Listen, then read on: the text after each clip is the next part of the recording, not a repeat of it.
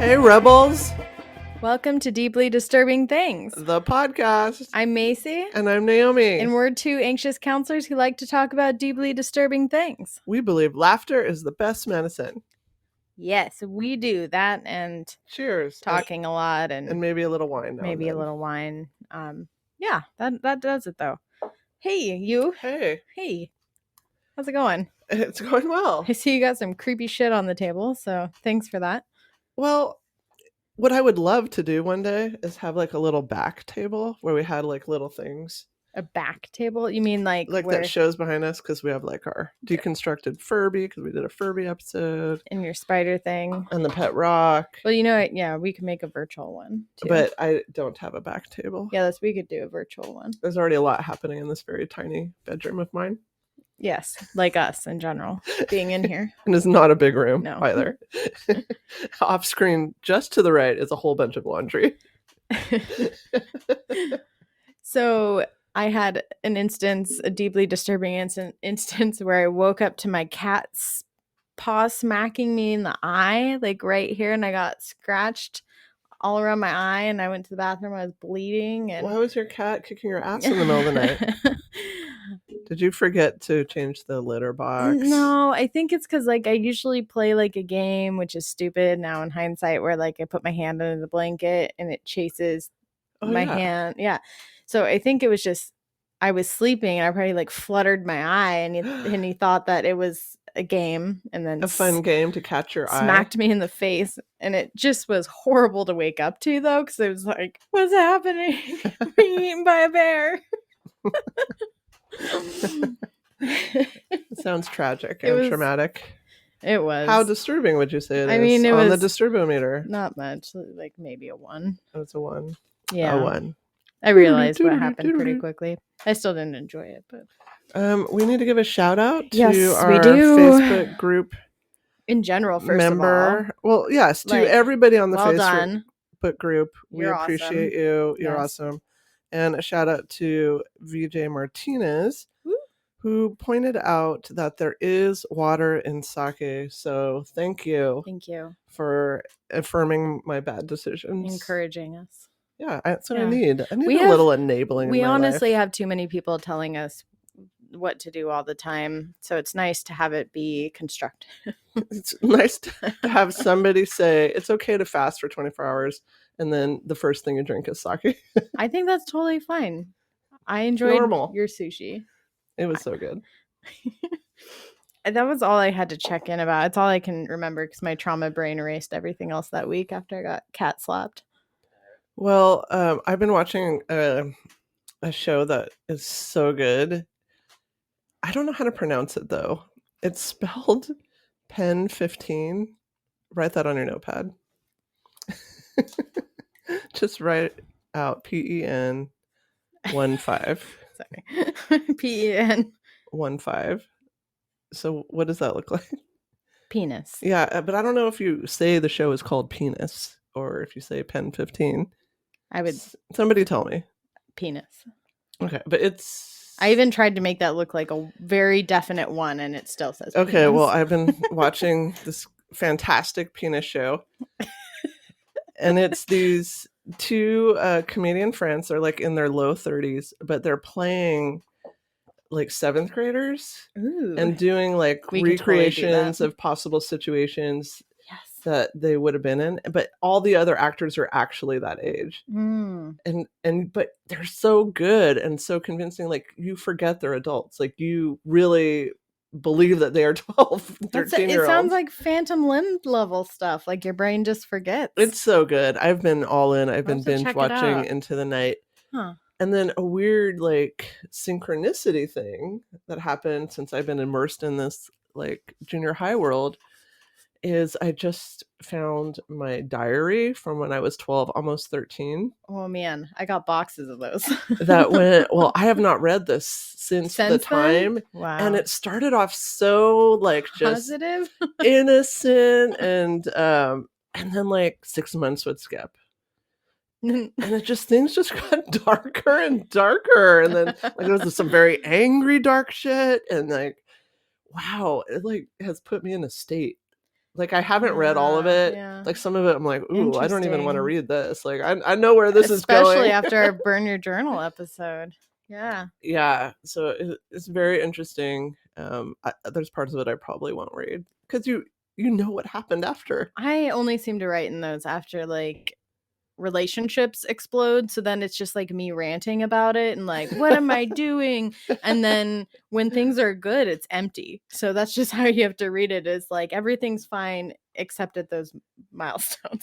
Well, I really like the first part where I'm basically just documenting my life. And so it's very nice to like kind of remember like, oh wow, I did that, and okay, that's how I thought about things. Wow, so innocent. It's like my cat journal that had the little gold lock on it. And you open it up and it's like, it's 5:00. I just finished dinner. I ate macaroni and cheese. I just finished my homework, but I didn't do it all. Ha ha. No, it's so like that. And it was just very refreshing to me because I didn't realize I had an innocent time. It's like the one glimpse into your innocent. I wish Naomi it would have lasted self. longer. I enjoyed that part of it. When things started to turn, I'm like, ooh. And then I felt like I was back in it. And it was a lot. Yeah, that is a lot. Yeah. Oh, I do have another update. Obviously, duh. Last topic we talked about, my topic was about Robert Durst. Yes. The ongoing court trial. As of just a couple days ago, he was found guilty in murdering his friend. Yep, who is supposedly to cover up the murder of his wife. So that alone will get him in prison for the rest of his life. So are they going to really reopen that investigation into what happened to the wife? I think it leaves room for that. I don't know if it's worth their resources at this point, since he's already going to be in there for life, but it'd be worth looking. Because, I mean, they presented no new evidence about that, other than they knew the alibi was a lie. In the statements, but that really was only about the specific case with his best friend who he murdered. I knew it was a murder. I knew it. You knew it. I was like, well, I need more facts, but you knew. I could see it in his face. Did you get to watch the show? No. Yeah, I haven't yet. No. I've been all into Penis World. That's fair. That's fair. So I was excited to see that come out, just to kind of see it unfold in real time. It was really interesting. There's a few new current news things that are interesting right now. But that's not what my topic's about. Do you have any other check-ins? No, let's go into it. Okay. What do you got? Okay, so I want to tell you how this all evolved. So I can't get tell me the evolution. My piece of paper. Very I had to squeaky paper grab. So there's a reason why I did this on paper today too. Okay. So I wanted to pick a lighter topic today because I've had my last few topics have had like a lot of content heavy stuff. A lot of murder where I have to be checking a lot of facts and make sure I'm saying the right thing. So I would like honestly I'm like, I need something light, something that like my brain will understand easily. So there's no math, I'm predicting. There is no math, but there is some science. I sprinkled in some science. It actually started with science. Okay, but here's what I'm going to do. Are you ready for this? Okay. This is, remember our experiment? You're not going to experiment on me again, are you? I am. Oh, fuck me. Okay. I want you to put your hand out like this, and then put your fingers up. Okay, perfect. Oh, wait.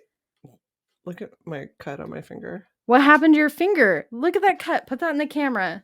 Oh, what happened? Really, what did you do? I was chopping an orange like this. Sliced it? And the knife slid off the orange and sliced the crap out of my finger. That looks like it could have been an ER trip. I know. I probably should have got a stitch. I was about to say, it looks like it needed to be pulled together a little tighter. Yeah, it's not really tying the old room together at the moment. This is when you've adulted for too long. You're like, meh, it's still on. So don't put a piece of paper in. Okay, no, in do that. this. Do this.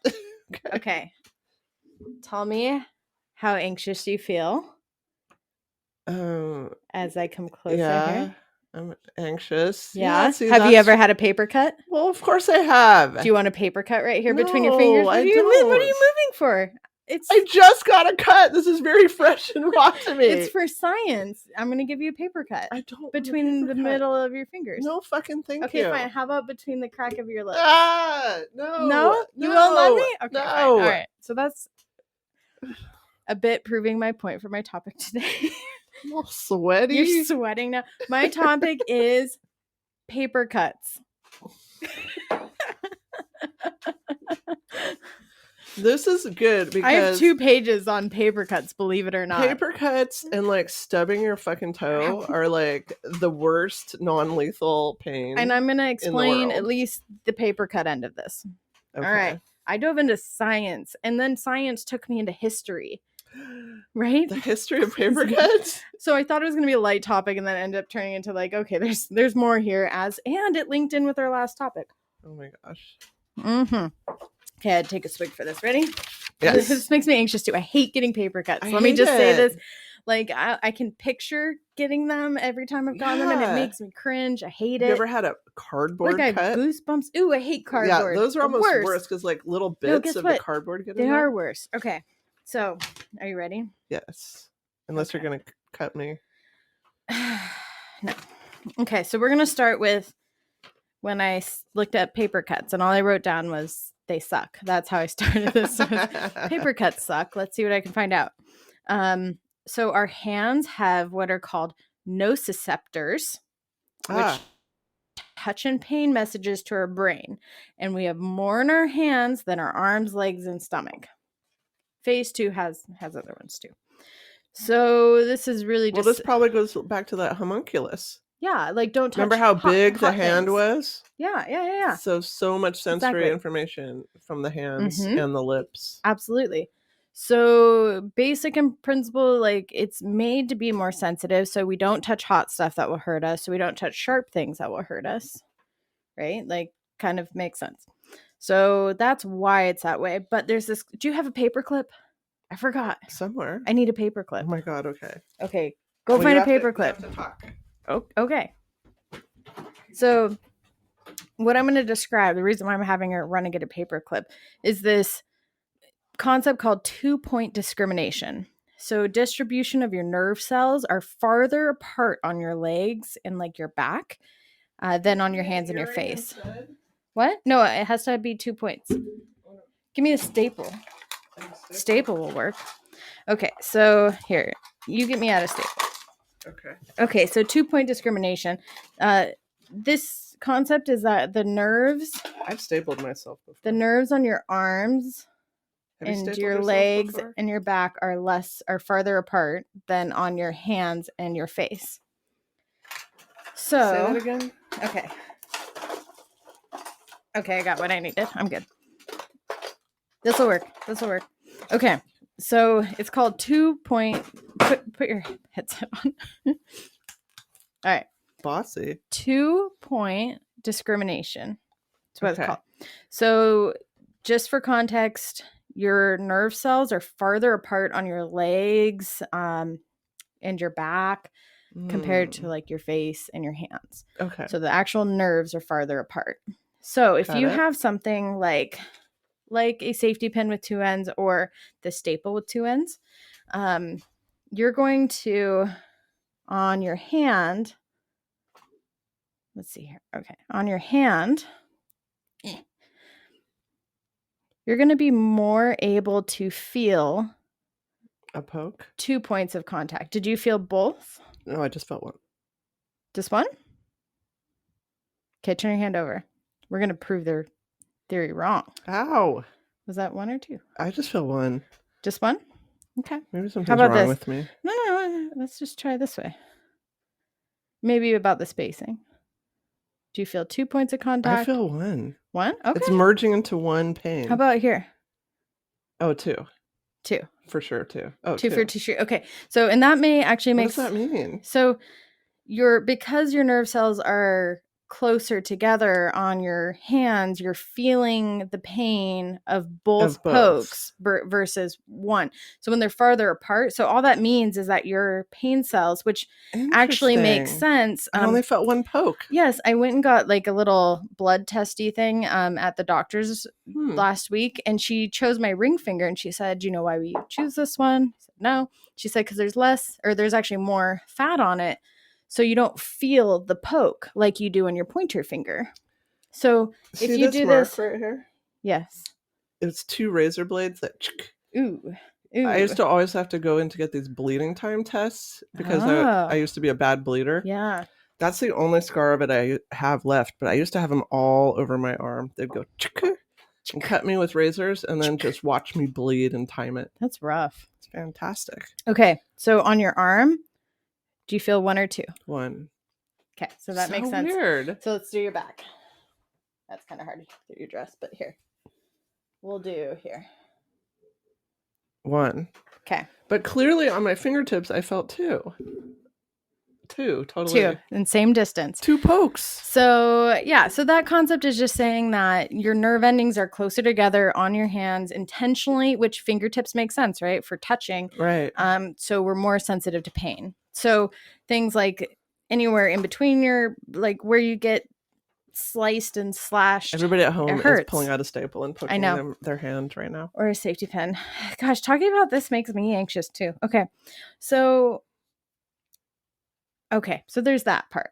Okay. Part 2. There was a lot of people saying that the reason why they hurt so much, like a paper cut, is because they get infected.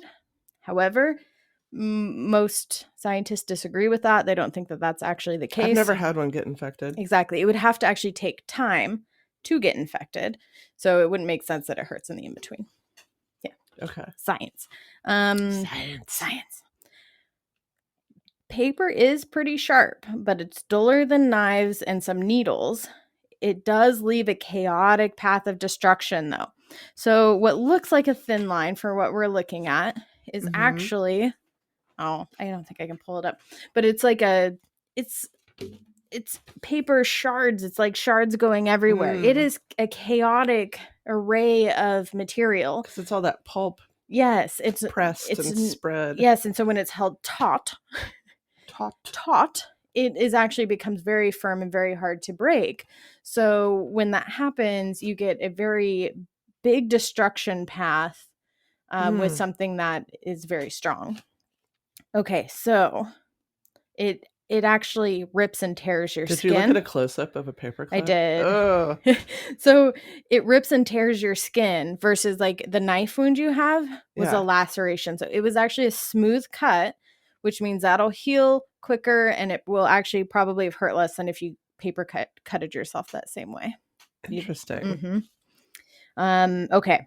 So pain receptors continue. So have you ever had it where like, gosh, it just keeps stinging? Yes. Yes. Right. Okay. So most paper cuts happen closer to the surface of the skin. So they don't the blood doesn't clot as easily. Yes. So you don't get a scab. Like it's very rare to get a scab on it unless it's super deep, a paper cut, right? So that means air is constantly touching it, and pain receptors are made where when air touches it, it reciprocates that pain signal. So that constant of air on the unscabbed skin continues the pain receptors. Fascinating. It's so fascinating. So fascinating. Okay. All right, here we go. Then I went down a rabbit hole. So the rabbit hole began with, I saw this term in this writing on Science that said death by 1,000 paper cuts. I'm like, oh, I've heard that before. Like, have you heard that saying like death by 1,000 paper cuts? That's a horrible image. Okay. So on one hand, I've seen it referred to like in parenting, like how were the kids?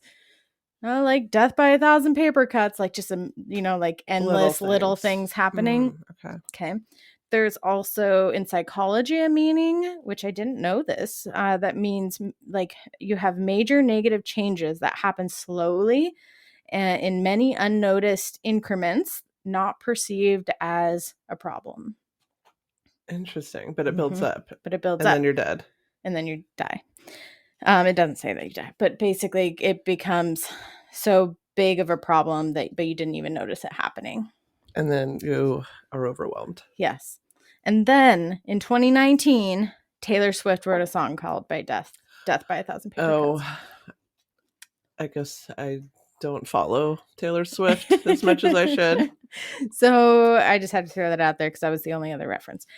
Okay. However, then I was like, where did this saying come from? I was curious, right? So Imperial China, this was a form of torture and executions. It was called lingshi, which I might be saying wrong. It's been used for hundreds of years and it was outlawed in 1905 and translated loosely as slow slicing. Interesting. Right? Okay, so I looked into this process and I want to tell you more about it. Of how you torture somebody with paper cuts? Yeah. Because it got dark really fast. I went from like, let's talk about paper cuts, which was stressful, to like, okay, there's a reason why this all sucks so much. This is why our logo is a vortex. Because it just spirals in. You Who spiral knows where it down. Yeah, you don't know. And once you know, you can't unknow. I couldn't not talk about the spiral once it comes up. You can't unknow what you know. No. So this was a long, brutal process. The goal was to see how many cuts someone could withstand without dying or losing consciousness. Mm-hmm.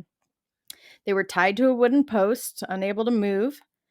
Cuts were administered to bare flesh, typically starting at the chest, where the breast and surrounding muscles were removed until the bare ribs were visible.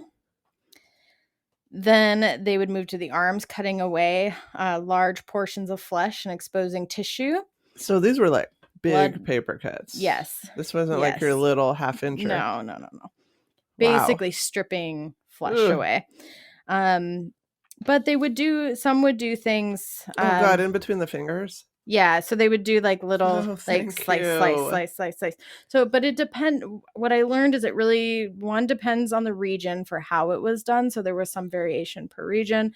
And also I found out that like if you had money, there was potential that you could pay to have the first cut be the last. What does that mean? They just kill you? Yeah. Oh. Like if your family was there watching you and didn't want to see you get sliced up 3,000 times, they could pay off the first cut is the deepest. Is that a song lyric? The first cut. Is that a country song? I don't know. It just popped into my head. I don't know where it came from. Maybe my imagination. The deepest. No, it is. That's the song. Has to be. Okay, so they would repeat. So they'd go from the arms to the thighs. It would be really bloody. I actually saw real photos of this done on the last person it was done on in 1905. Once the person was dead, they would be decapitated. The limbs would be collected in a basket. Oh. Yes. Okay, so it was said that dismemberment, so this is the link to the last podcast, was said to punish the convicted in this life and the next. So I didn't mean like yummy. Yeah, okay. I meant like concerned and like more like yeah. Okay, yeah, you did lack concern. I know, it felt like it was too much of like an ice enjoyable cream almost? Yeah. It did. Yeah. It did. I want to clarify. Thanks. So it made me think too of like how awful, like it is. Remember how we were like, how dare they say that the dismemberment was just tampering with evidence? Yes. Like, so a lot of religions and most religions view mutilation of a corpse as sacrilege, and very disrespectful, and could impact them in the next life. Like that's more than tampering with evidence. So timeline, some people were dead within 15 minutes. Others went for hours, some facing up to 3,000 cuts on their body. I mean, was the goal to kill the person? No, the goal was to keep them as alive as long as possible by making severe cuts as possible without cutting things that they know would kill somebody. Was it so just to punish, or were they trying to get information? No, it would be to punish with the intent to kill. Okay. But they would try to get as many the appropriate time for until they die. A small personal story? I feel like it is now. Okay. Sure. When I was like in 6th grade-ish. This is a weird. We went step off on a field trip. Is that your phone? It's your phone. No, nobody ever calls me. We went on a field trip to Chinatown and went to visit the Chinese Torture Museum. Now that sounds like that's all kinds of not PC. Yeah. I mean, first of all, this was like 1981 too, but it was in Chinatown. So, and it showed all these tortures with like real life scenes set up. So you'd move from one scene to the other. We did that in Snohomish, but it was like a medieval torture chamber mock-up thing, and I was little. Why did they take us to these things? Well, I was in middle, why did they take it away is my question, because did they do the catapults? Did they like have the fake catapults and launch them across the football field? No, this was like a museum on the corner in Chinatown. Oh, like an actual museum, not just like a mock one. No, so you'd go from scene to scene. I mean, they had like the classic water dripping thing where it eventually, and they had some kind of like sound box where the person was like, ah, ah. I mean, that's so terrifying. It was pretty scary. Traumatizing. But like years later, I'm like, I want to go there. And there's like no evidence of it. No memory. It doesn't exist. I couldn't find anything on the internet. It was like wiped clean. Who knows what you went to? I know. I'm like, is that a false memory? That's weird. Yeah, I mean, mine was definitely like it was the medieval fair is what it was called. But they would have like actual catapults and stuff that people would make. And then you get to see stuff launch, which was pretty cool. Yeah, I mean, I feel like the phrase Chinese torture is almost like super not PC. No, it's not, but let's go check it out because it sounds pretty cool. Well, that was 6th grade. That was a long time ago. It's not there anymore. Okay, so that was a great time for a story. Okay. So, in kind of talking about like how and why, the severity of cuts, the depth of cuts often had to do with the severity of the crime. Okay. So you may have fewer, less bad cuts, or maybe quicker, more deadly cuts to end your life sooner with less pain, or maybe just like long, drawn out ones that hurt a lot but won't kill you if you did something really bad. And it was really saved for people who like treason, mass murder, patricide, matricide. Okay. So like the biggies. The biggies. Those 4 they listed. I'm sure there's more. Do not kill your mattresses. No. Did I say that wrong? No, it's just that. It sounds like that. It just makes me think of that all the time. I said it and I was like, I thought mattress as well. I'm immature.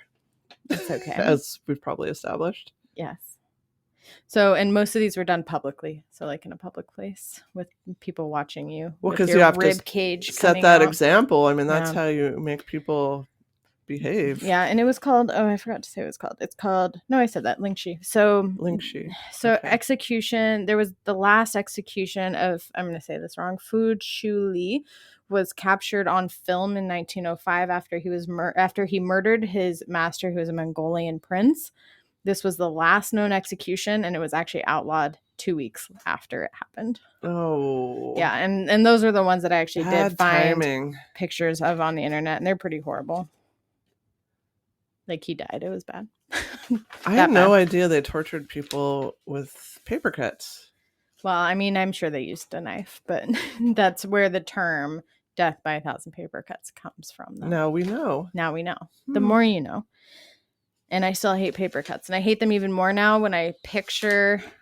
I'm gonna find it. I'm gonna find it. Just what the paper looks like, not like the gruesome close up. To me, that means it's gonna sound bad. That means less to me than seeing how horrible a piece of paper through a microscope looks like. Microscope. I'm looking it up. Here we go.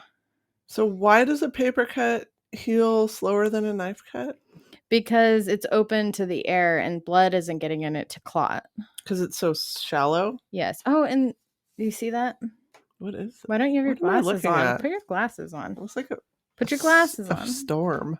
It's not a storm. It's a piece of paper. I don't know. This is the edge of a piece of paper. Oh, okay. You see that? Yes. Like, look at how horrible. It's like a bunch of sharp little shards. Sharps. It's a hairy horde. Yeah. Like, I don't want that going through my skin. No, I don't either.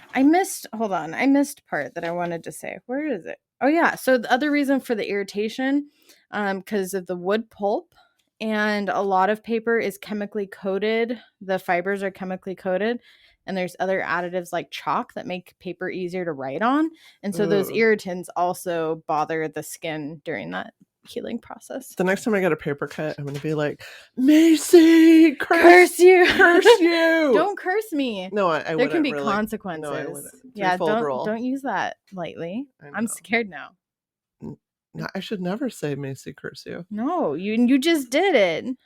I'm sorry, I took it back. What's gonna happen? Can you? Yes, I just took it back. Wait, can you really though?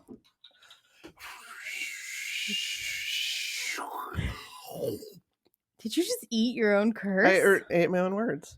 Oh, that was cool. Thanks. You're welcome. So, there you go. Thank you. Let's remember to do the disturbometer. Ah! 1 or 2 pokes? 1 poke. 1 poke. Okay. 2 pokes. 2 pokes. 2. 2. 2. That's so weird. That's so weird. Okay, where I just like poking you with things. Where would you put that on the disturbometer? This is hard because I hate it because it's actually something that happens to me. Most of these things don't happen to me. I'm gonna say that's actually my score too. Because it's not like life threatening. You're literally holding a disturbometer made of paper. You could get a paper cut right this moment. Well, do you see that I'm barely holding it? I'm like the minimum, like 1/2 a finger.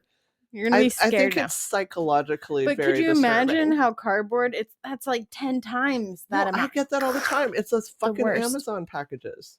But it I'm has being to be punished for my. I can't walk to the capitalism. Kitchen for a knife. Bam. 6 disturbometer. All right, I have a musical interlude to introduce my dog. Okay. You seem so excited. I'm so excited. I'm easily amused, though. We know that. Yes, you are. Okay, here we go. You know, I haven't done that 2 poke thing on myself. God, look at her butt. It is so big. She looks like one of those rap guys' girlfriends. Who understands those rap guys? They only talk to her because she looks like a total prostitute, okay? I mean, her butt is just so big. I can't believe it's just so round. It's just out there. I mean, gross. Look. She's just so... I like big butts and I cannot lie. What other brother can deny? When a girl walks in with an itty bitty waist and a round thing in your face, you get sprung. Why do I know those lyrics? Because it's great. Okay. And I want to get with ya and take your picture. LA face with an Oakland booty. All right, so that ow! Stop fucking 2 poking me. I am going to talk about the butt lift. Oh, okay. Is this like a dirty twerk? No. So you know the peach emoji. This is like supposed to be symbolizing like today's like perfect butt. Oh. It's like round, it's firm, it's lifted. Oh. It's defined. Like a peach? Like a peach. But why do they go down like this? I don't know. I don't come up with these things. Okay.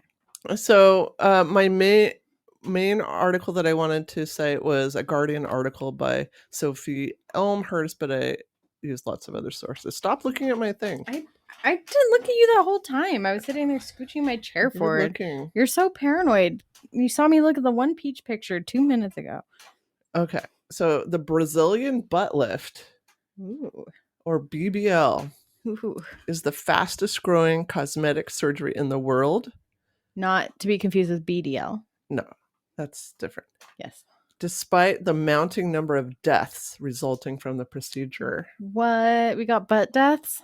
The BBL is a surgical procedure in which fat is removed from various parts of the body, such as your love handles, your thighs, your stomach, and then injected back into the buttocks. I mean, I have take that too. Don't put it back. That's like, what am I really paying for then? If you just put it in a different spot of my body. Well, if you want that like perfect peach, I got a perfect peach. I don't know. Have you gone and picked peaches? Sometimes they look different. That's called organic. Do you have an organic peach butt? Yes. Homegrown. People seek this procedure to achieve what in their minds is that perfect butt. Round and plump. Your hands are doing a lot of butt grabbing motions. So mainstream Western European culture about what constitutes a desirable body has changed. It used to be, remember, all about the thigh gap? Yeah, that's stupid too. Now it's all about the booty. I mean, there's only like a very small percentage of human beings in the whole world who can have a thigh gap naturally. So remember that was a thing? Yes. Yeah. I'm so damaging. I'm on the opposite side of that. So yes, I remember. In fact, when I was reading my diary, I'm like, I have to start a diet. I mean, I'm like 12. I'm like, I have to start a diet because my hips aren't as narrow as I want them to be. I mean, I was like 110 pounds. Said that? Yes. You're so teeny. And I was 12. I was like teeny weeny. Yeah, I'm sure I would see that too. I remember one time like being in my dad's truck and being like, my legs are too big. And now I'm like, I was like half the size of like, that's a secret. I took it for granted. To love yourself at any time. point. Yes, at any point in time, because I mean, we're just gonna get worse. Well, I think I was older, looser, wrinklier. I had bad role models. I was really into fashion, and so I idealized that beauty ideal, which was very, very thin, and it was like the Helena Christensens and the Naomi Campbells. I was raised by my bachelor dad, and he was influenced by inmates at the prison. Yeah, that's a different influence. Yeah. So in other cultures, it's always been. I mean, listen to the song, those lyrics of that just song. I like big butts and I cannot lie. You other brothers can't deny. So there's been like this appreciation of the curvy and body. I know that music video too, and like I'm envious of those curves. They got some good curves. I mean, I got curves, but they got curves. They got like, it's that hourglass. Yes. The boobie, the booty combo. Yes, the waist. I mean, and he does specify that you need the little itty bitty waist. The waist. So he's not talking about an orange shaped body. No, which is perfectly fine. He's talking about an hourglass. So there is some, specification. And I'm pretty sure he had an orange body, in all fairness. Yeah. I think he lives in Seattle. Are you saying I shouldn't diss him when he lives so closely? Yeah. I don't mean as a diss. I'm he just could saying. Be down the street right now. I'm just saying he, you shouldn't be hypocritical. It's a great song. It is. It's so good. Orange bodies are great too. But like those blonde girls in the beginning, like that's real. That's really what mainstream society thought. Becky, your butt is so big. Look at her butt. It's so big. Oh my God, it's so black. Yeah. Yeah, definitely. No, that was real. Like that's not an exaggeration. Yeah. And that was mainstream Western European society until fairly recently. Now, popular Instagram models and fitness stars have this shape, which makes it more desirable to have the booty. And that is now the beauty ideal. I mean, you look on Instagram, it's always about those angles, like from the back, kind of Kardashian. Is it Kardashian who has the... I'll be speaking about Kim Kardashian. Okay. In a moment. Okay. Oh, here. I only see random, whatever Facebook and Instagram shows me is my only dive into the world. Do you follow the Kardashians on Instagram? No. Okay, me either.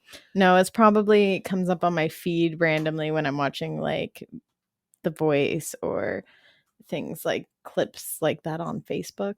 And then it starts randomly filtering things that it thinks I enjoy. And then I'm like, no, I'm just addicted to random I don't like it when clips. It gives me things we think you'll like. No, and they're always really bad. It'll be like the housewife who's like making this homemade concoction, thinks she's really interesting for like dyeing her hair with like markers. And it's like, you're not the first one to do this. You're not. You know that, right? You're not original. You're not. Nobody's original anymore. Nobody. Get off of Instagram and Facebook. At least Facebook. Get off of my feed. So since 2015. Did you say at least Facebook? That is such a biased thing that you just said. They're owned by the same. Because you have an Instagram. And I hate Facebook. And you hate Facebook. They are literally owned by the same company. I know. Mark Zuckerberg. I know. That was one of the most ignorant things I've heard you say in a long while. Facebook is so much more annoying. It is. It is. There's more Instagram stuff. You don't have to like know what anybody is thinking. You can put your own interpretation onto their photos. I see where you're going with it. Yeah. As an art form, you appreciate it more. I do. Okay. Yes. I'll accept that. Like, oh, that's a nice picture. I don't have to read about it. I don't care. Yeah. I don't. And if I don't like your cat, if I think your cat is like, I don't have to stay looking at your cat. You don't. I can scroll to my cat. Keep scrolling. My cat's better than your cat. Scrolling. Keep that bonus scrolling.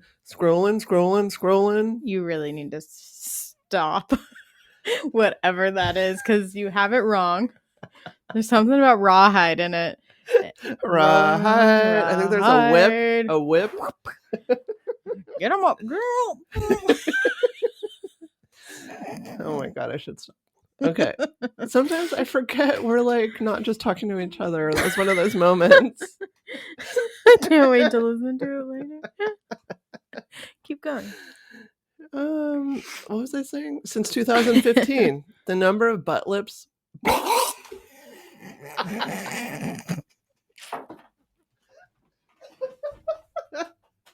Butt lips. Did you just spit wine all over my bedroom? Yes, you did. Butt lips performed. Let me swallow it. Hold on. Globally. I spit all over myself.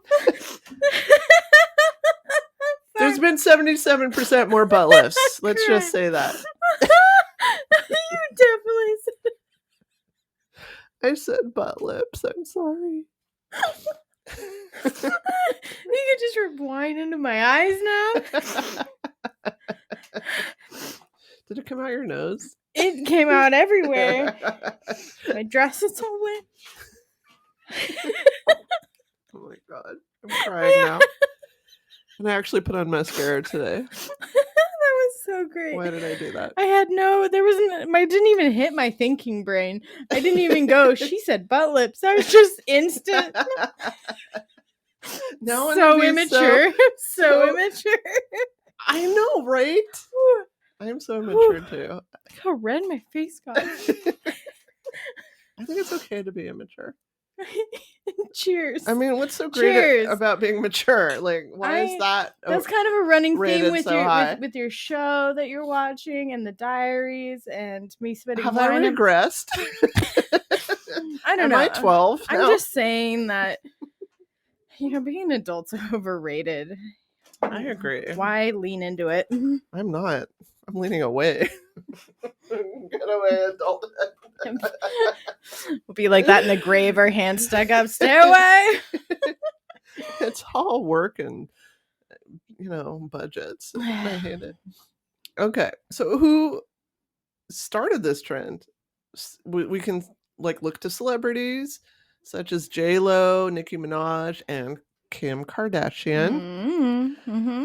Have really popularized curvy feminine beauty. And I would say with J-Lo and Nicki Minaj, that is a positivity thing. That is a cultural body positivity thing. It is great.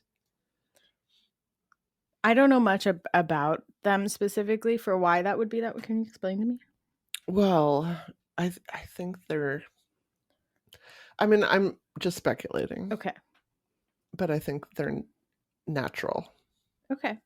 I have a decent I'll show booty. you some before and after pictures. You decide yourself. Actually, I'm just going to skip to that. Let me figure out where I left off here. Page 1. I'll come back. I know. Okay. Here's a picture of Kim K today. Okay. Whoa. Whoa. Not natural. Right? Here's another one from the front. Okay, so can you describe what you're seeing? Okay, what I'm seeing, first of all, are like my size boobs. Don't feel bad that you can't have them on your own naturally. It's okay. They're for some people like me. So she has my size boobs, but then like the waist of a Barbie doll, like an actual Barbie doll, and and then her hips are quite luscious. They actually project out quite a bit. I can't see anything in between as far as a gap, but that's Yeah. Yeah, I mean that picture, like her badonk, that's like 3 of my butt stacked out, and I got a butt. So yeah. So that's recent-ish stuff. The waistline makes me, God, it just makes me think of like foot binding with like maybe a rib was removed or something. Well, I mean, chest binding's totally a thing. I wouldn't put it past somebody to be like, you don't need these ribs. She is adamantly denied she's had any work on her butt. Adamantly. How do you want to see a picture of her from 2006? Yes. How did she not fall over? Paris Hilton's like assistant or something. Oh, 100% a real person. There. Looks like a real person. Yeah. No, that's super real. Cute and normal looking. Yeah. Yeah. No, 100% it's had work done. Are you kidding me? Either that or it's all Photoshop. One or the other. One or the other. But if those are replicated across, because I saw that was like an award show or whatever. Yeah. Then I don't know. I mean, I don't want to be judgy. I do think there's a lot of social pressure, a ton of social pressure for people, and I wouldn't envy anybody in that role. But I don't think it puts a good. It has a ripple effect too. Well, it's led to this craze of the BBLs. Yeah. That's what they're going to be called now. Butt lips. Welcome to our episode title.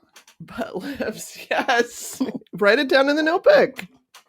Next to penis. Pen 15, Macy. In 2017, Dr. Moffitt, a leading American BBL surgeon, published a paper that revealed 3% of the 692 surgeons he had surveyed had experienced the death of a patient after performing the surgery. So overall, 1 in 3,000 BBLs resulted in death, making it the most dangerous cosmetic procedure. I mean, those aren't good odds. I wouldn't take those odds. Well, yeah, and I wonder how many aren't reported too. Like, if they're not done through a certified like person. A back alley type. Yeah, which then, I mean, those are going to be even more dangerous, and they're not being documented. 15 women have died in South Florida alone over the past few years. Like alone, like not emotionally. I mean, not emotionally alone, but in South Florida. Thank you. So in addition to that classic hourglass figure you were talking about, yes, the perfect bottom is also at an angle. It's 45 degrees from the base of the spine to the top of the buttocks. I mean, so you want that lift. You can get a bit of that with Derby. Oh, you get all of it with Derby. I mean, you get that nice little shoop. Derby butts are lifted. A shoop and a... You get a shoop and a poop. I can't do that. I can't do it. Why does yours sound so moist? I'm sorry. I'm just a moist person. So, according to a paper by a group of evolutionary psychologists, lumbar curvature apparently signified a woman's ability to bear children. So that made her attractive as a mate. So there's this like vertebral wedging that men tend to prefer in women. I have to say that... Was that your vertebral wedging? Vertebral wedging dance? I felt like it worked. Yes. I don't remember when, but I remember some person in my life, who obviously I'm not with anymore, told me, you have good birthing hips. And I went, oh, okay. Did you take that as a compliment? I mean, childbirth looks painful, so I assume that means that it would just walk out. Yeah, it just walks right out. So I'll take it as a compliment. You just put a little step ladder up there and just steps right out. A little cane and hat. Does a little dance like that frog in Looney Tunes? I mean, like your bed's on the floor. Like you could just like sit on the bed and it would just walk out. It would just walk out. I wouldn't need a stepladder. No. Hello, my baby. Hello, my darling. I love your singing and your spinning and things. I don't know what's happening. I need to stop. No, keep going. Or not. Okay, so if you didn't get born with that optimal degree of vertebral wedging, like in the 18th century, they would do that corset and then add that bustle. Like I would not bustle it up. That's where I would not do well because like my rib cage, this is the part that I'm like, feel my ribs right there. Like poke them. Is there a rib right there? Yeah. Yeah. Like what? That can't go anywhere else. Well, that's why people would like be in pain. Yeah. That's the pain. Yeah. Like, part. I mean, I get my soft parts can maybe renegotiate into some other spaces. But you can't change your bones. But these rib cage goes down pretty low. Like what? Maybe unless you break it and then form it. Have you ever tried to put on a corset? I mean, not like a formal corset. I've never tried a real corset. No, I've only had those like fake. I've had a fake one. Lingerie ones. Like it didn't have like the thing where the people have to put their foot in your back and they're like, yeah. Like when you see on a movie and it wasn't like, a Gone with the Wind. And you're corset. like, I don't think I could suck in that. Yeah, and they're like, just take a breath in, one more. I'm on top of the world. That kind of corset. Yeah, and then the bustle phase was weird. Like that. No, the bustle in the back. They added on top of your butt to make you more like poofy, stuck out in the back. Yeah, like I got a little butt because I'm fertile. It's like bird feathers. Yeah. There must be a link.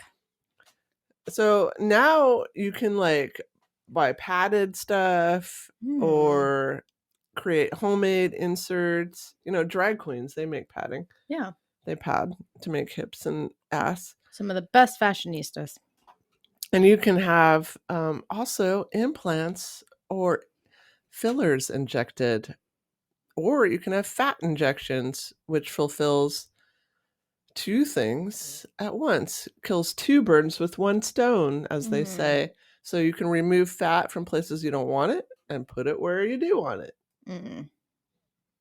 The BBL began in Brazil, and I learned a lot about Brazil during this research.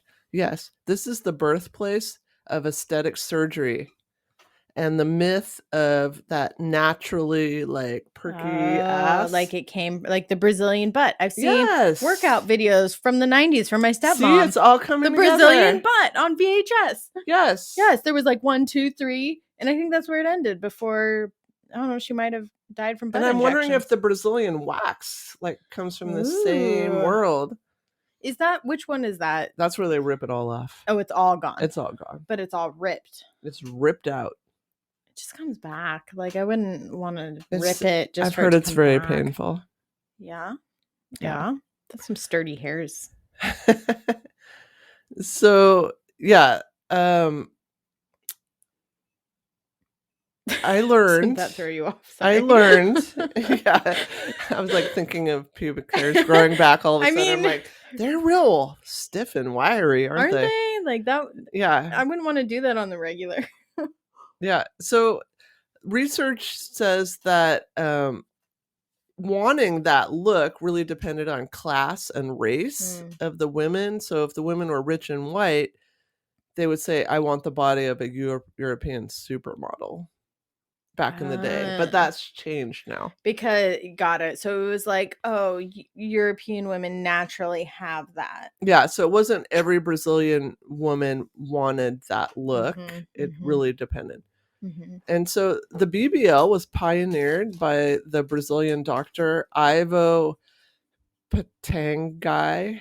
Probably not saying that right. You're probably right. And so this country is full of plastic surgeons, and this guy is there like a tax break there or something? Like, why are they all going there? Oh, I'm about to tell you. Oh, good. He was known as the Pope, and so he performed a variety of procedures and was rumored to have pertified celebrities from Frank Sinatra to Sophia Loren while offering poorer patients subsidized treatments in his Rio clinic.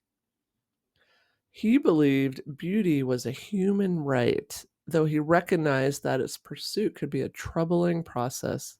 Yeah, because it doesn't mean shit, dude.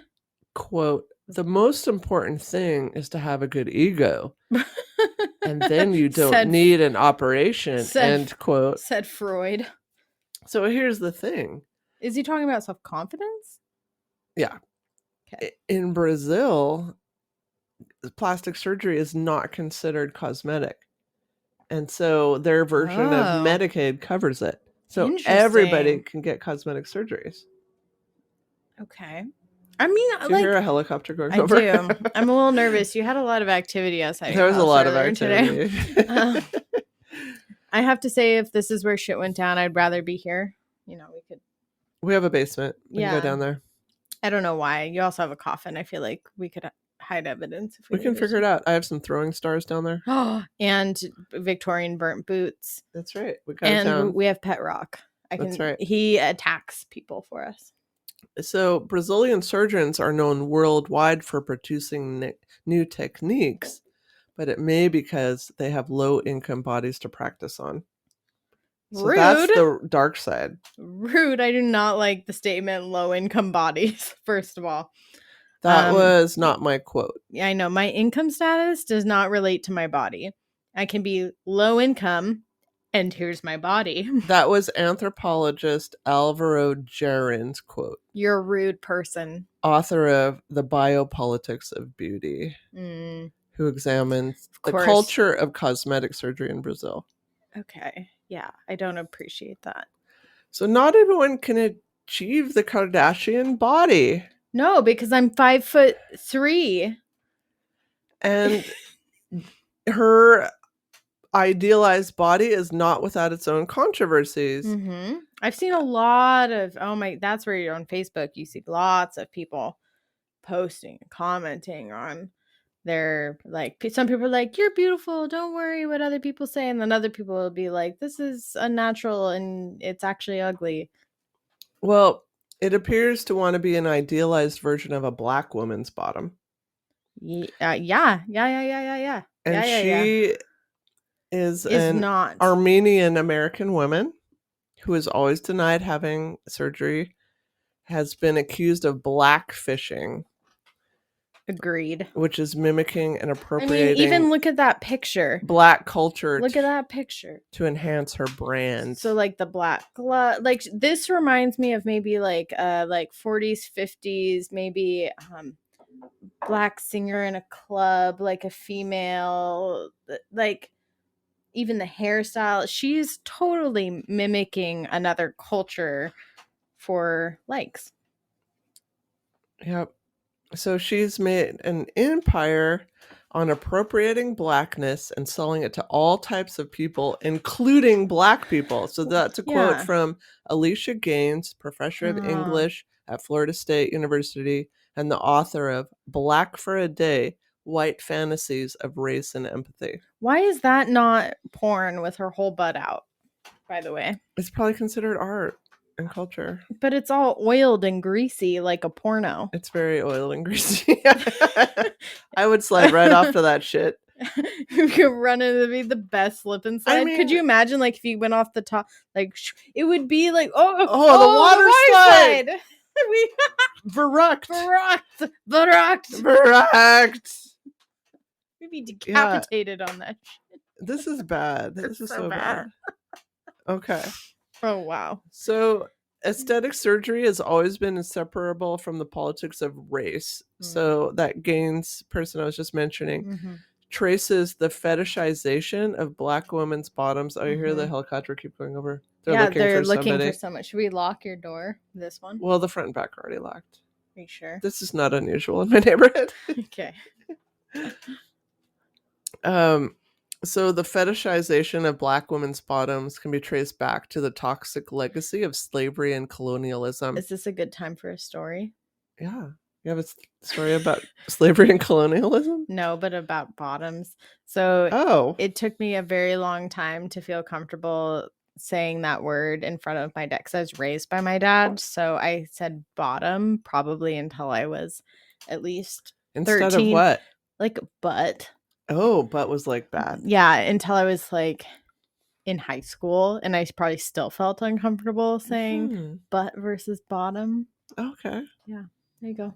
That's my story. So when I say bottom, it brings up a lot for you. When you say bottom, I feel like it's really inappropriate.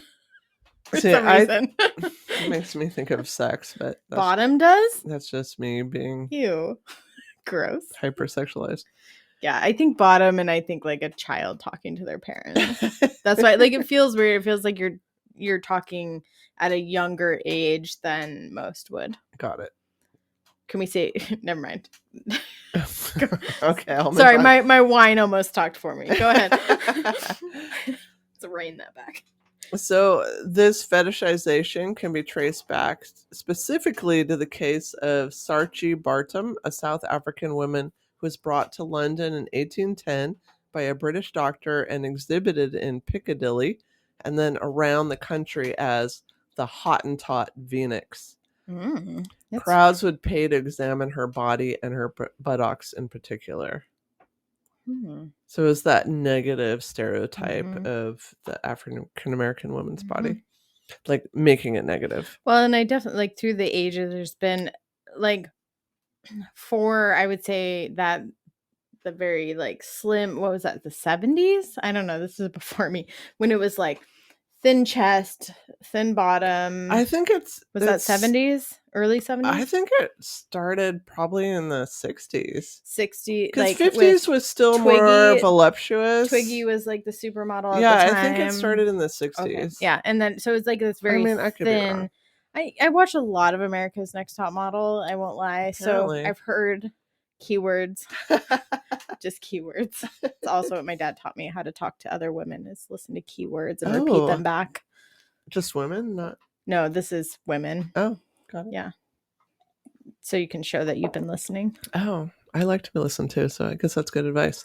You like words. I like words about me. If they're good. Like good ones. So the aspiration with butt lifts, suggests Gaines, is for a kind of cherry-picked, tokenistic black aesthetic while retaining the societal privilege of being white. So it's just picking up like, I want the ass. But I don't want the rest. I don't want the difficulty. I think what Kim Kardashian explicitly knows is that folks love black culture and blackness, but not necessarily black people. That's her quote. It's part of a long history of white folks taking pieces of black culture. It's more gentrification. But without any of the consequences of having to be or live black. So it's that cultural appropriation. But like of the body. Yeah, which is so wrong. So wrong. That was probably one of the best compliments I've ever had before. Where was I? I was somewhere. It was for my PhD ceremony. I went to buy a dress, and there was a very form-fitting dress that I tried on.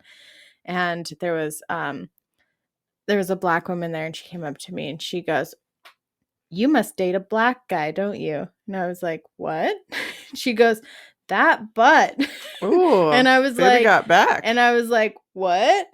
I didn't understand what she meant. But it was a good compliment, and I felt good about it later because I as not in that culture and would never claim to be like Kim Kardashian does. I view my butt as big compared to what most and do you see that as white negative? Women want to achieve. Yes. And so it was nice kind of stepping into this different community like across the United States that it was like, are there like a fleet of helicopters above the house? It is like a giant fleet. Yes. Yes, absolutely. So anyways, it was just nice to be like, oh, there's like this in some other cultures is actually seen as a compliment, not it's a positive. Yeah. I mean, I agree. Like I've always like had a butt. And your butt in derby is a pain in the ass, literally. Like you give me the worst dead leg. You hit me right in the spot in the leg that like your leg goes numb. It's the worst. But like I never really had an appreciation like when I was younger. because of the culture I grew up in. With it's like, how can I get into these skinny jeans and then struggle? Well, it was like it was always like skinnier. Yeah, must be skinnier. Sounds like and it didn't matter if I was skinny. It was like must be skinnier. Yeah. Like that was always the goal. Of Sounds being, like you were in really that a thin. lot more than me, especially. I mean, with the crowd that you grew up with. Yeah, and I can remember the day that my body images started. It was in junior high, and some boys are the worst in PE. Sorry, boys. Said I had a bubble butt. And I remember that was the day I started a diet, like a starvation diet. Like I probably had just like broth for a week after that. I'm going to disclose to you because you disclosed to me. So a boy ruined my life too in junior. Actually, this would have been like elementary school. So I was standing next to him playing, I think we were like Heads Up 7-Up, and we were in the hall. And he looked at my arms and he goes, "You have hairy arms." And I just remembered like not knowing what that meant and being like, what? But it didn't feel good. Yeah. And then from then all the way through high school, I shaved my arms. And then it wasn't until college that I finally stopped. And like, look, you can't even like it barely grows. Yeah, like it's like so light. It's not because I know people who deforested yourself. Well, and I just don't think it was that bad, but I took that statement that he said so hard, and it like they're looking for somebody outside, and it impacted. I know. I'm gonna text Asher and just say, please make sure the doors are locked. Stay indoors. I know, because like they're sweeping back and forth above my house, and it's making me kind of nervous. I see you getting concerned. I'm more concerned because I feel like I'm not at my. Oh my god, he left to go hang out with his friends. What the? Are they looking for him? Jesus. My car's locked. I feel okay. I'm gonna.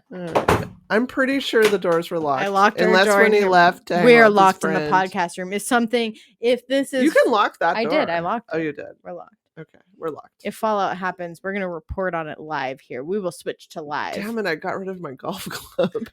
I got you a tennis racket. Where is it? I put it in the other room. Why would you do that? There's a guitar. We'll swing the guitar. That's a big case. Yeah, I'll hit someone with my microphone. Oh, we have the wine bottle. Wine bottle. Yes. Fucking cracking in the head. I would drink it first. Drink that first. Okay. Well, you're out of wine too. I can go get more. It's okay. Here, I'll give us each a little. Right there. Thanks. Life in Browns edition. Friend. We'll survive this together. Okay.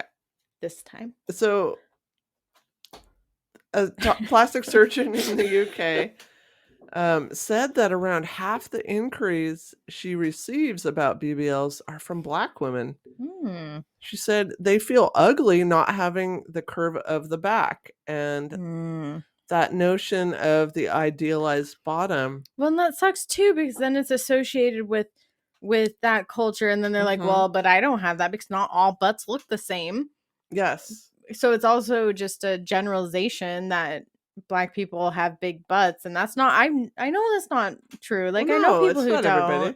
So like that's just rude. Yeah. So that anthropologist Gaines said, you steal a version of what a Black woman's body should be, repackage it, sell it to the masses, and then if I'm Black and I don't look like that, that's a mindfuck.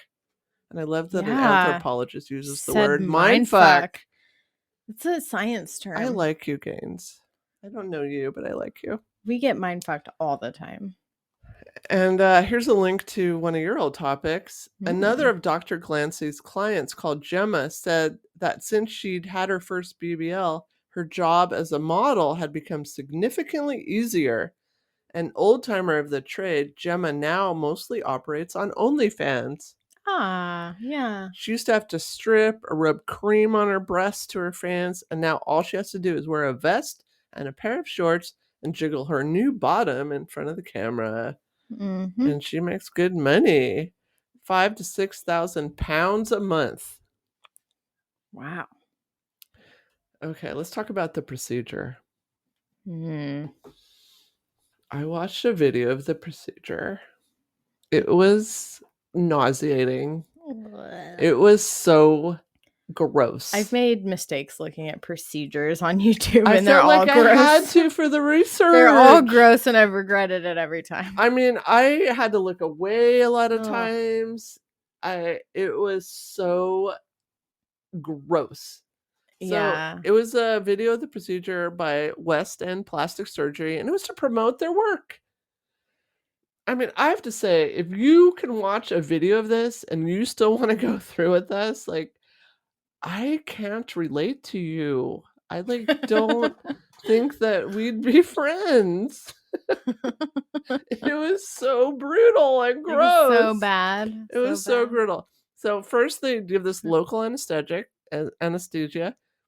and like things are marked out, and then they make these little incisions, and then they put these like ports into the incisions, like a turkey baster. Yes, and then they put some fluid in, and all the insertions are fucking violent. Never say insertions again. So they're using these. What was the word? Why are your hands that far apart and that big? I don't like it. No, I'm not kidding. It's this long, and they're called cannulas or something. It's like a long needle looking thing. No. That they put things in the porch, and they're like this. I'm not even kidding. It's violently thrusting all the different directions. It's stop it! I'm not exaggerating. Stop! I wish I were. Make it stop. This is so they do that. And then they take the fat out again with the thrusting. And then they put the fat into these like things. This isn't funny. This is horrifying. No, it's horrifying. So they put in the fat that they take out into these containers, and then they scoop out like chunky, fleshy bits that are undesirable. It's so fucking gross. And then they end up with. And they put it like, you know in what their tomato cheekbones? soup looks like? Where it's Ew, like, I love tomato soup. Don't say that. I like tomato soup with grilled cheese. If you ruin this for me, we can't be friends anymore. It's the exact. Stop it. Stop it. You know how tomato soup isn't quite dark red? It's like a light red. It's exactly. It's only a light red when you put in a little milk in it. No, that's exactly what it looks like. I hate you. So we can't be friends anymore. You're alone in this. When the criminal breaks into the room, I'm breaking out the window and going in my car and driving home. Oh my god. Now I just really want grilled cheese and tomato soup. I really like grilled cheese and tomato soup myself. So then they take the fat out of somewhere, and then they do this process, and then they put it back in. Again with the violent thrusting. No, doctors like to do that. I've seen that with someone I know who had their shoulders dislocated. There's so much violent thrusting with sheets as leverage, and it's like, dude, calm down. This is a human being. If someone's knocked out, they shouldn't be waking up yelling, please stop. Make them stop. And then they stop yanking and they just pass back out again. And you're like, what the fuck? I mean, my nightmare is waking up during surgery.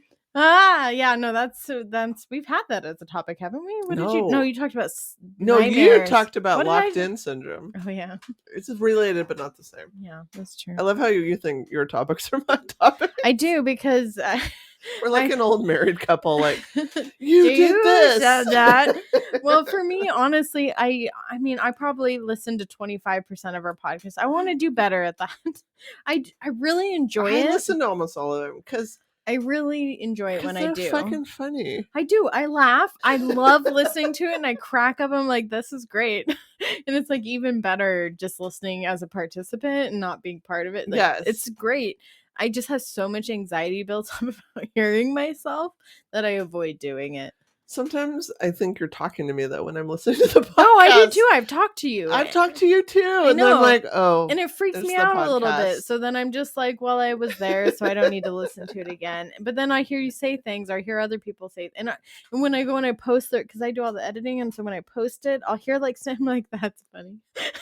And like it's and I forget stuff we say until I listen. I'm like, oh yeah, we said that. We're like so much funnier. And I totally agree with what's our fan's name on our Facebook? VJ Martinez. Yeah, like your boyfriend may not get us, but that's totally okay. You either love us or hate us. You're in or out. Yeah, there's no in between. We'll take all the ins. We're either like, we're fine with the outs. You think we're hilarious or severely obnoxious, and we understand both sides. We're not a moderate place as a podcast. No, this is literally just for us. And if you like it, that's okay. That's right. Yeah. Thank you for being here. One of us. One of us. It's a gross, messy procedure. There's fat dripping all over the place, all over the person's body, down on the floor, all over. And I'm just imagining that person is how sore and bruised they would be after that violent thrusting. Well, we just talked about a paper cut. How hard that is to heal from. Then the ports are taken out and the incisions are closed.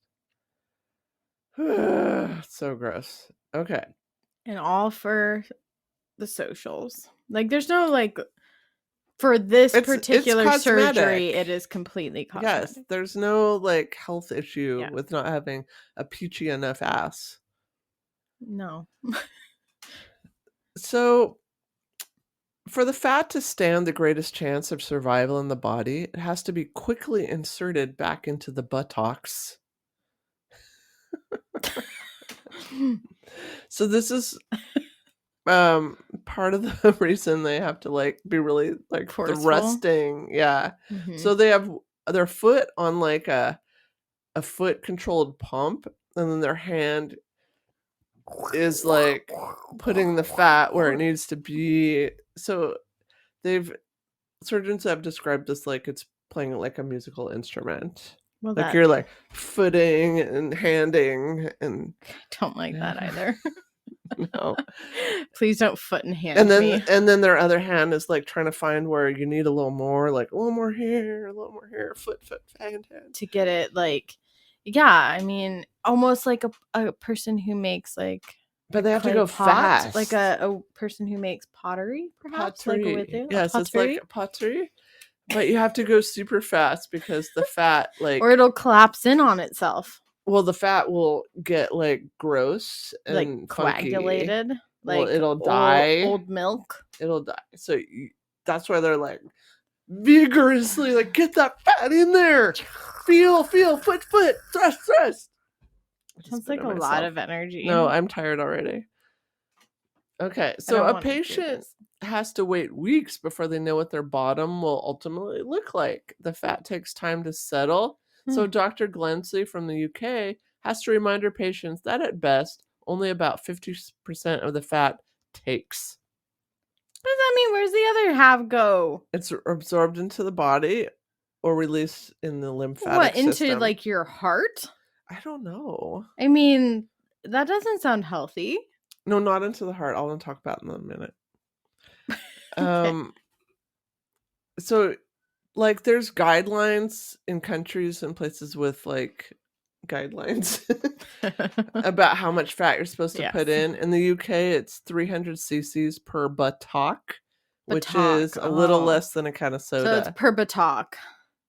So imagine your fat a little less than a can of soda. There's more than that. Well, you can only put one of those into each. So I could probably put like one at a time, one thigh per buttock.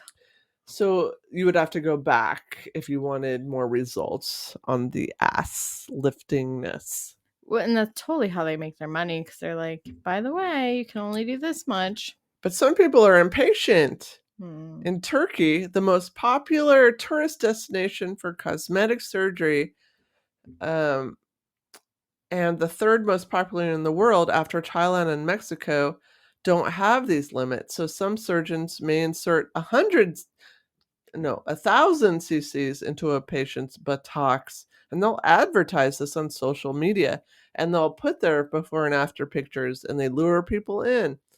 Patients may return from Turkey unhappy with the results because a significant quantity of fat has died and left them lopsided or misshapen. So here's a normal, like, good result from like a U.S. surgeon's website. Okay. Like, that's what people are going for, like a flat kind of butt to a, like, you can butt. See a double lifted. I mean, her thong is now up her butt. I mean, honestly, I can achieve those after results. That's me right there. I mean, by wearing heels and eating a little more food. I don't need surgery. I mean, I got that right now. That's fine. Like a derby skate, sucks right up there. You do a little skate. To worry about that. Yeah. I mean, wearing heels. I don't even know what that flat butt is. That's I'm a little amazed by that, actually. Yeah. How does the underwear cover all of the crack? Well, because it's a smaller buttock. So this is like a normal person's successful before and after results. So this is what people are seeking. I mean, that's kind of reasonable. I would say that's reasonable. But I honestly think you can get that naturally. I mean, I've got that naturally. Someone can have mine if they would like. Advertise it on Instagram. No, they'll probably take it. I'll be sad because I'll be like, now my underwear covers my whole crack. Let's talk about the risks. Okay. Risks can increase when synthetic fillers or implants are inserted instead of fat from the donor's own body, but this process is rare in the US. So Kim Kardashian on her show, I don't watch her show, but apparently did x-rays to prove I'm all real. But I don't think x-rays can show fat. No, they're for bones. I think they would be looking for inserts. Yeah. But it sounds like inserts are like very rare and not done in the US. So that was like a bunch of lies. Yeah, I mean, like it proved nothing in my mind. Yeah, it's kind of like that if you're going out of the way to sit and try and prove things, it probably means that you're covering something up versus just being like, because I don't think your own fat's going to show up on an x-ray. No, it doesn't. It would just be your body. I've been through an airport security and my fat you didn't get a bleep, bleep, bleep. Does not block my bones. You don't get like a tackled by the badonka tackle. No. Shuffle around because I'm short, so my pants bunch up at the bottom of my shoes, and they think I have weapons, and I don't. I'm just short. Yeah. Risks of the BBL surgery include infections. Yeah. Bleeding. Especially if you go to another country and then like quickly come back before like follow-ups and stuff can be done. Or if like they don't speak English and you have no idea what they're telling you, and then you go back to the US, you have no idea how to take care of yourself. No. Pain, poor healing, fat necrosis, that's where your fat dies. That they've injected into you because it's a grafting procedure. So you could die. That's scary. Even though it's your own donor material, because it's taken out, and like that out period is very risky. You can get deep vein thrombosis. You can get cardiac and pulmonary complications. You can accumulate fluid. You can have asymmetry of the butt. That would be my worst case scenario. They'd be like, you could die or get asymmetry of the butt. Like one big butt. How are you going to ever fit into jeans again? No, you wouldn't. You'd have to choose big or small. It's hard enough. You're just going to have to like... Either you're busting out or you're baggy. You're going to have to wear like yoga. I don't know. Maybe stretchy the pandemic works out. Yeah. Stretchy for life. You know, whatever your butt shape, we accept you. Welcome to work. Numbness. # work from home. # scarring, skin loss, and more. People have died though. What is and more? That's like the more. The things that like some people get, but not everybody. Not everybody. Not all of those others. People have died though. That's the worst complication. I would say so. The BBL has the highest rate of death of all aesthetic procedures. Weird, because it's your butt. It's the deadliest cosmetic procedure there is. That means they're just doing a shitty job. Sorry. Since fat is injected into the muscle, it could get into the bloodstream and cause something called fat embolism.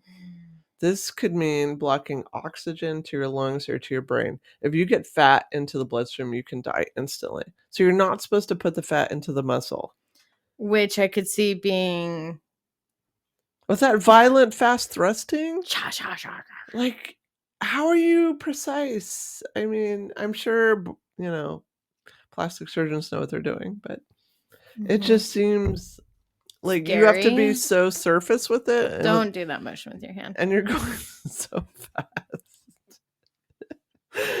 No. So, as I mentioned, in the US, the death rate is 1 in 3,000. But that rate improves if performed by a board-certified surgeon. Let's talk about Dr. Bum Bum. He was a Brazilian cosmetic surgeon who was charged with murdering one of his patients in 2018 because he performed an operation on his patient, Lillian Calixto, in his own apartment, assisted by his mother, girlfriend, and maid. Bad news bears. Yeah. Yes. So let's talk about somebody who passed away, sadly. What is her name? Her name is... Oh, she was dubbed the Mexican Kim Kardashian. And she died last year in 2020. Her name is Jocelyn Cano. She lived in Newport Beach, California. She studied microbiology at San Diego University. And she died during her second BBL surgery, and she went to Colombia for it. That's sad. And there's her picture. So she was an Instagram influencer. Yeah, you can definitely see the similarities with the Kardashian picture. Totally, right? And then also those angles, like 10 years ago, people aren't shooting those angles. You want to minimize it. You're like, oh, up angles. Remember everything was down, down, why would down. you show off the mom butt? Yeah, nobody wanted to show that up. The thighs and the mom girth. No, you would be like, no, I need you to angle the camera down. Let's minimize my down my area. Existence. But now it's all minimize my up area. Yeah. So sadly, she died from that surgery. Wow, that is...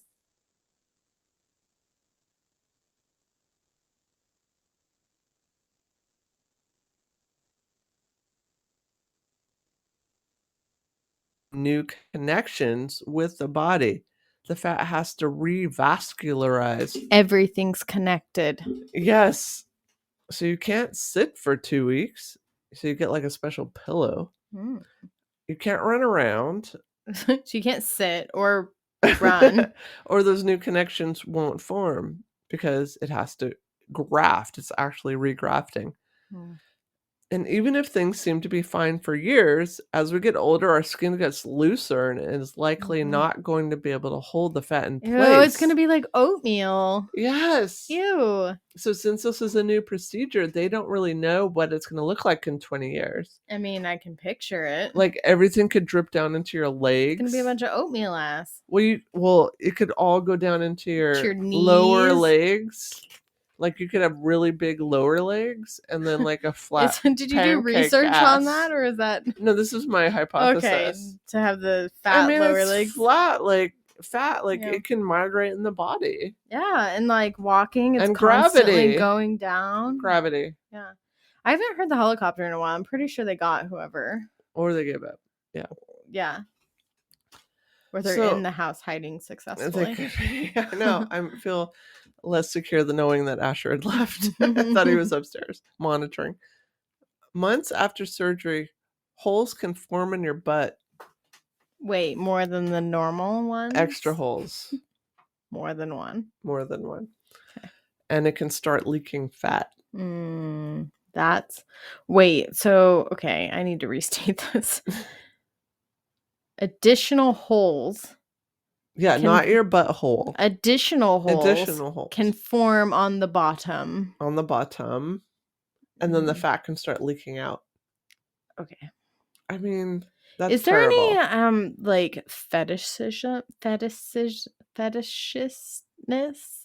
of the big of the butt? bottom? Like, has God, that? Yes. I mean, I was gonna say like a trend, like sexually, or like it's the beauty ideal right now in our culture. Yeah, I mean, and like the concept of like, because it's been a thing in porn for a long while, but like, has that become? But not like the original 70s, 80s porn. It was still that like small body ideal. Yeah. I was just wondering, like, if there's a research study about that, like the actual like. Well, like I mentioned that woman that was paraded around in Piccadilly, that I would say is fetishivistic.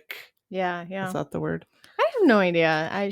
Where they really, in a harmful way, like portrayed this stereotype fetishisticness of this black woman, and like people would come and like touch her butt. Like, yeah, no, that I would definitely put that in that category. Yeah, I was just wondering because like even like in the photos and stuff, it's very sexualized. Like there's always, it's like a leg up, big butt, like it's very sexual. It's not just like, it's not what I don't know. Like I've seen some very beautiful photos of people where parts of themselves are accentuated, but it's not sexual. And all these photos you've shown me feel like they could easily be in a pornographic magazine as well. Right. It's not just functional. Yeah. Like strengths. Yeah. But I've seen like maybe supermodels and things like that where like it's art, it's fashion, but it may not look sexual. Good point. I don't know. They do feel sexual. I don't know if there was a point to that. So in addition to being painful, having your butt leak fat smells bad. Sucks and smells. In 2019, 26-year-old Angela Pedrosa was left with rotting flesh and gaping craters in her butt after industrial silicone was ejected during a back LLE surgery in Rio. Here's some photos. Yeah, I see a photo coming. I'm looking. Oh my gosh. I know. That's like maybe like a really chronic bed sore that's healed. And what, she get tattoos over it or something? Or is that just I think she had the tattoos before because they're folded into it. So she said, I wanted my bum to have an extra lift, to look more pert and sexier, but I nearly paid the price for my vanity with my life. Yeah, I mean, it looks like someone just punched her butt in on both sides, and the impression of that, like if you punched a dough, like a fluffy bread dough, you punched it in and it creases. Stays in. Yeah, that's what it looks like on both sides. Yeah, I mean, I read the full article about it. She said like, that would suck. She went into some pretty deep depression because before this, she had a really big presence as a fitness person on the internet. Part of her identity, and is very healthy, very active lifestyle, exercise, like posted photos all the time, but just felt like she wasn't enough in the butt area, and so sought out this surgery because it was advertised as having amazing results and affordable.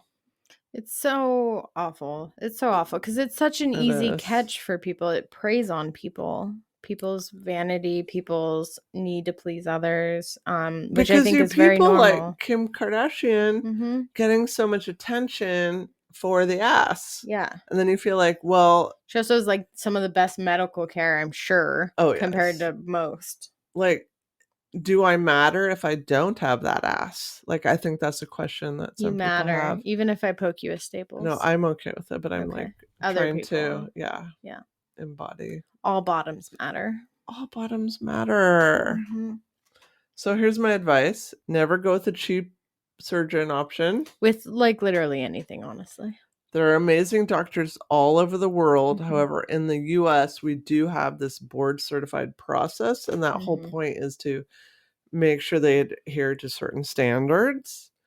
Look at the before and after pictures. Make sure they are actually genuine. Not photoshopped, Yeah, and talk with someone who went through the procedure with that surgeon and ask them about their experience. And don't use fillers or implants. Use your own fat. Yeah, because your body's going to be less likely to reject it and all that jazz. Yeah. This is the second time I've said all that jazz this week in this spot. Earlier I said, where does all that jazz come from? I said that earlier this week, and why do I keep saying it? It's a song lyric. Is that where it comes from? And all that jazz. I don't know what song. Okay, me neither. We've sang a lot of partial song lyrics tonight, and have not like really known the root of it. We're very impartial knowledgealists. We know what we know, and that's all we know. Sorry. Too bad. Too bad. So sad. We enjoy it. I know. Are we ready to wrap it up? Oh, are we? I don't know. I was still looking at Wrinkle Butt. Oh, I'll close that out. Thanks. Sorry. All right. Okay. I feel like there's a bit I need to process. Okay. Oh, wait. We got to do my disturbometer. Oh, yeah. Your disturbometer. What would you say? I'm going to say... 6. That's what we said for yours. I know. I'm gonna say 6. I'm gonna say a 6 too. I'm gonna say 6 because of the wide impact it can have on people. I don't think this is one that's gonna impact me directly, but I don't like seeing that other people. It hurts me that people are hurting. I mean, I even don't like that Kim Kardashian feels like she has to do it. Like, that's a lot of pain, a lot of healing, a lot of pressure. Oh, that's sweet. You know? Is it? Yes. Oh. I don't know if I've gone that far. I don't know that. I don't know that much about her, to be fair, so I feel like I can keep that level. I think that's cool that she became a lawyer. She's a lawyer? See, I don't even know that. Yeah, good job. A lawyer. Good job. Seems like she's like even better. Kimmy K. Yeah. Well, until next time. Say what you said a minute ago. That was really good. Wait, I don't remember that. About the butt. About licking her butt. Until next time.